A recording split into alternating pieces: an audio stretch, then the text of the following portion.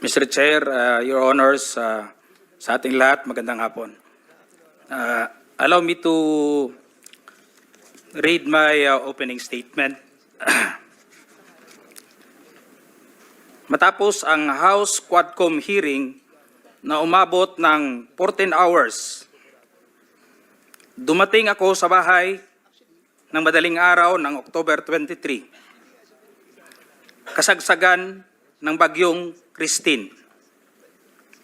Hinihintay ako ng aking pamilya at nag-aalala at di nakatulog hanggang safety akong makauwi. Dala-dala ko ang masamang karanasan at hinanakit sa pangyayari, pero di ko agad nasabi sa aking asawa. Hanggang lumipas ang ilang araw, napansin niyang matamlay at di ako mapakali. Di ko matiis na di ko sabihin sa kanya, kahit alam kong apektado siya at may nervyos ang pag-usapan ay tungkol sa trabaho ko. With great courage, I confided everything to her. Kahit ito ay malaking problema, and it will affect us, and it will change on our normal and simple life. My career for almost 30 years of service, our personal and family safety and security, and maybe I will be condemned or be ostracized. My wife hugged me and started to cry and asked me why. I told her patagal na tayong nagsusumikap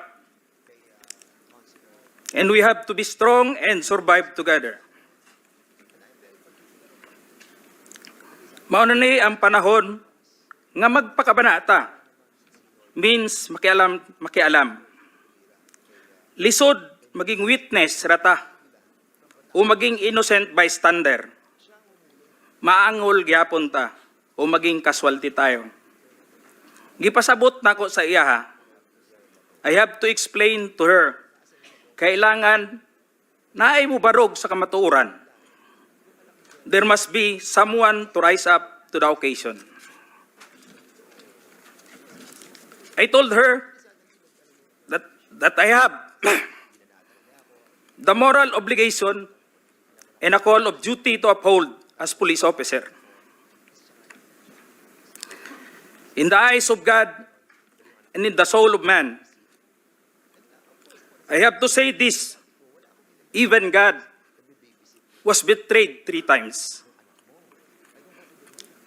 But this time, I have to say this, I don't want to betray our beloved country, our fellow Filipinos, and to God Almighty. I don't want to discredit the men and women of the Philippine National Police, the institution where I belong. I don't want to destroy my beloved alma mater, the Philippine National Police Academy, who molded me with moral values to speak for the truth that I owe, and it's time to give it back the honor and respect. Your Honor, allow me to read my affidavit. Good. Sige. David, Yes, Your Honor. sige, also submit a copy to us. Yes, Your Honor. Mahaba po yan? Ilang pages pa yan? Saglit lang, Your Sige, Honor. go ahead. Allow me to read, Your Honors, my affidavit. I, Police Colonel Hector U. Grijaldo, 3rd Level Officer, presently assigned a Personal Holding Administrative Unit, Camp Crame, Quezon City, after duly sworn to, under oath and in accordance with law, do hereby depose and states that I've been dedicated to public service for almost 30 years and since I took my oath as cadet on June 1, 1995. On October 16, 2024, I was again invited as a resource person in the 9th Joint Public Hearing of Committees on Dangerous Drug, Public Order, Safety and Human Rights, and Public Accounts of the House of Representatives scheduled on October 22, 2024 at 9:30 a.m. I, together with other invited PNP personnel, attended the joint hearing in the House of Representatives. After I answered questions related to extrajudicial killings and the reward system, I was approached by a security personnel while I was seated in one of the witnesses during the hearing. The said person told me that I was summoned by Congressman Dan Fernandez.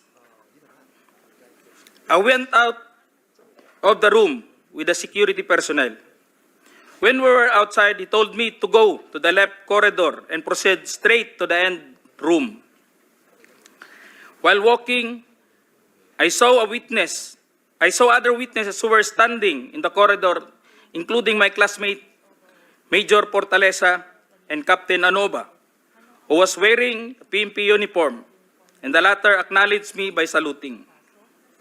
When I entered the room, I saw two lawyers of Police Colonel Garma standing inside the room. One of the lawyers approached me and then asked me what we are going to talk about. I said, I do not know. After a while, Kong Dan Fernandez entered the room and he asked me to sit beside him on his right side. And then Kong Abante entered the room, sat far end of the chair on the right. One of the lawyers of Police Karma stood near at my back. Kong Dan Fernandez put the paper he was holding on the table and told me, ito ang sasabihin mong statement na ito, while pointing on the paragraph on the paper. Ito ang supplemental affidavit ni Colonel Garma. Sabihin mo, alam mo ang reward system. I-confirm mo lang. Kong Dan told me to read the said affidavit. However, I asked the copy of affidavit he was showing to me to read it. He did not give it to me. The lawyer of Police Colonel Garma said, ikaw lang ang pwedeng magsabi niyan, sabi ni Colonel Garma.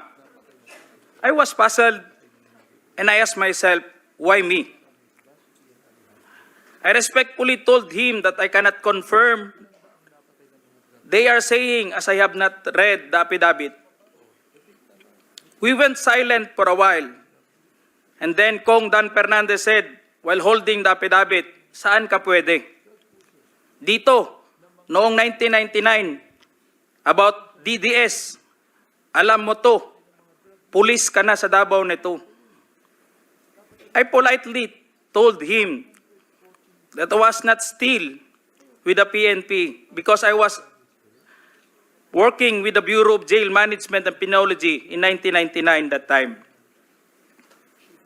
After some time, Kong Abante asked me how many years do still I have with the PNP. I answered, I still have 4 years before my retirement. Then he made a remark, pwede ka pang maging general.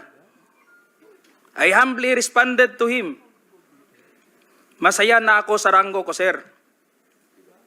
Pagkatapos nito, sir, uuwi na lang ako. At magtatanim na lang ako ng kamote sa amin. The cordial conversation between us continued.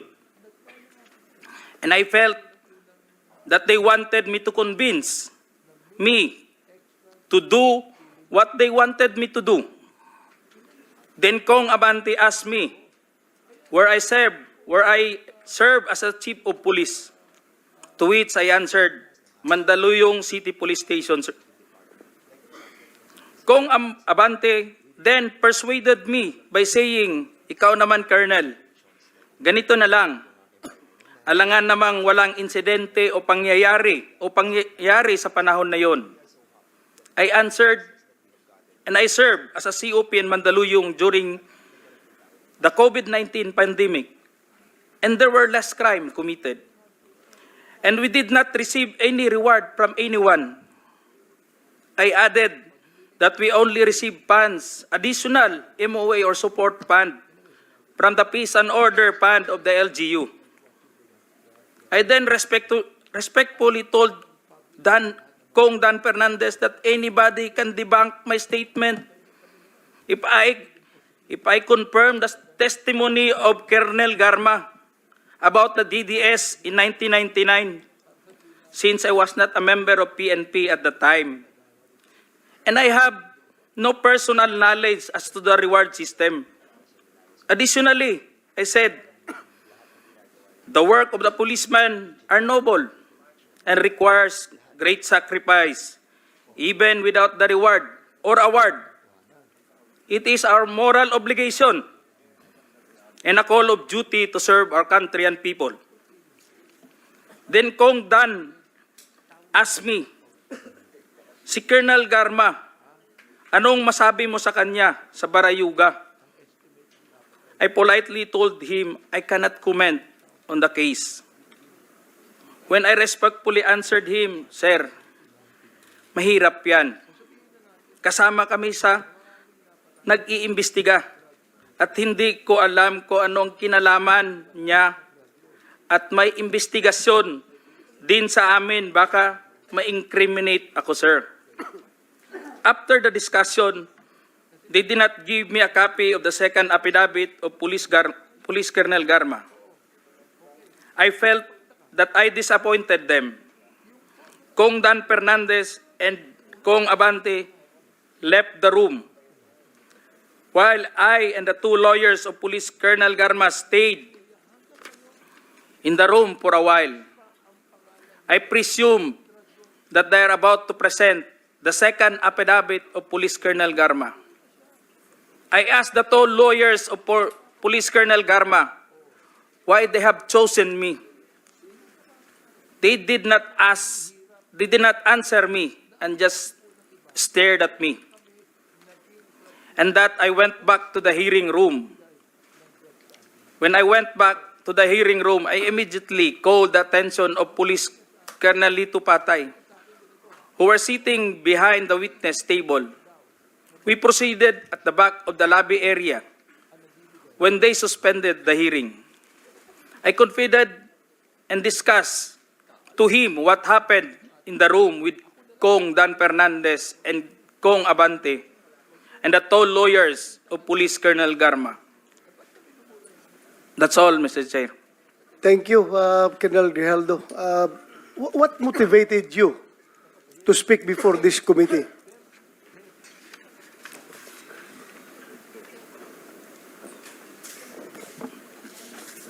The time, Your Honor, I was insulted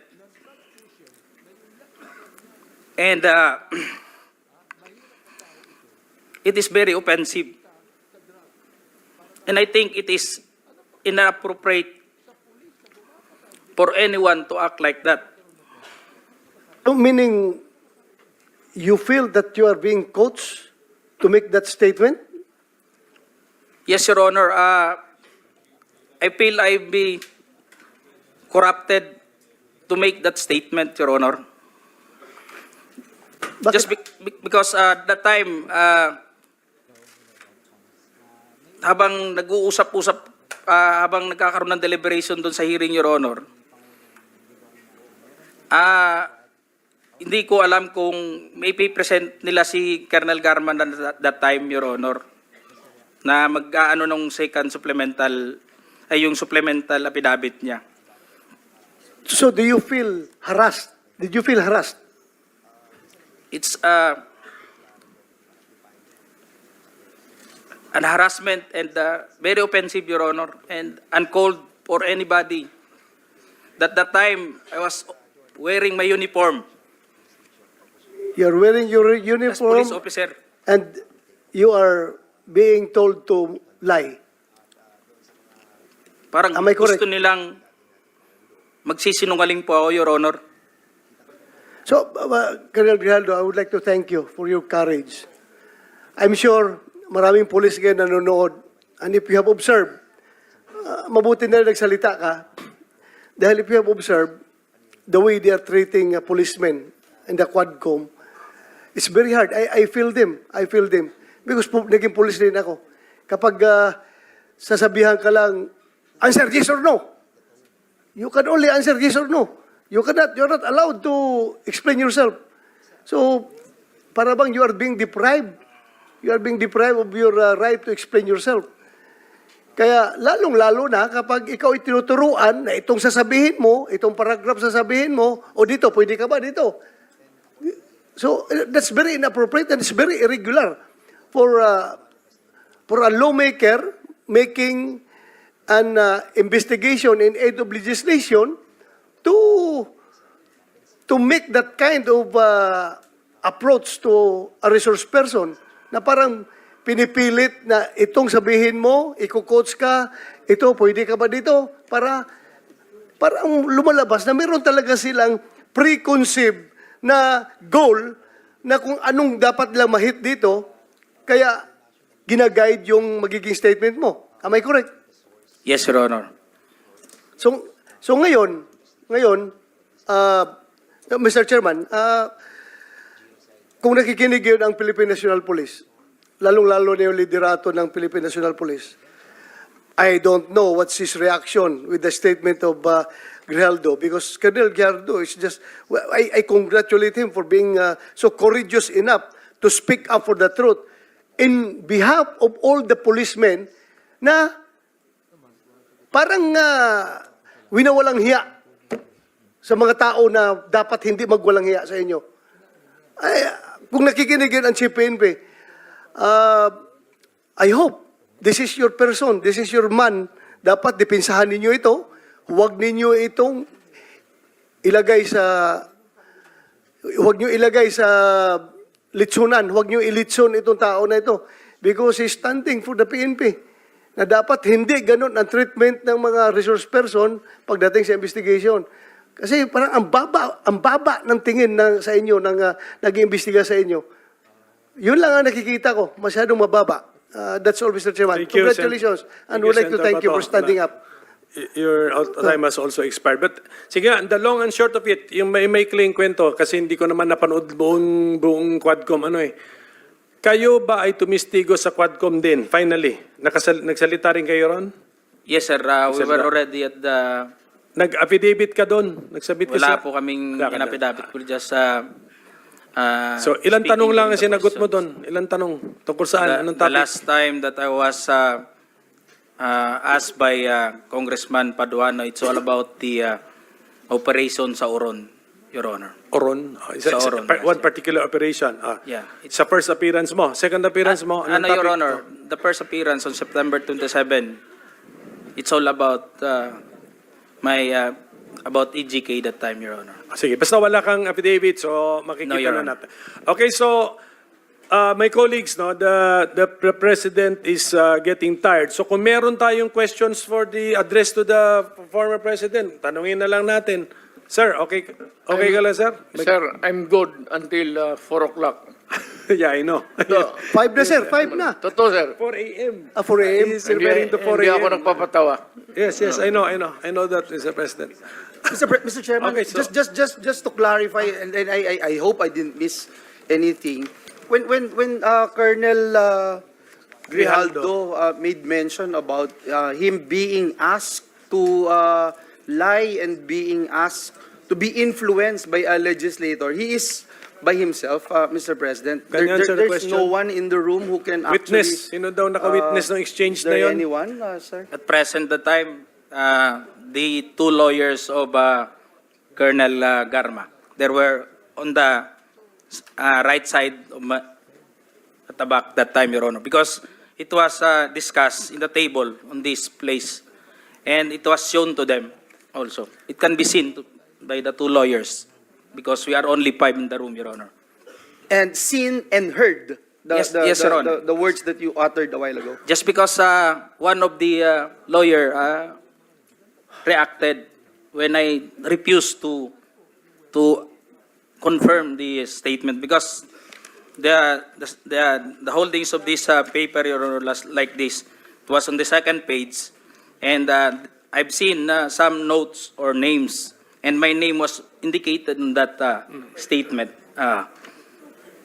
So when I rejected, or I don't want to say rejected, parang nag-explain na ako na hindi ko kayang i-confirm yung statement na yun.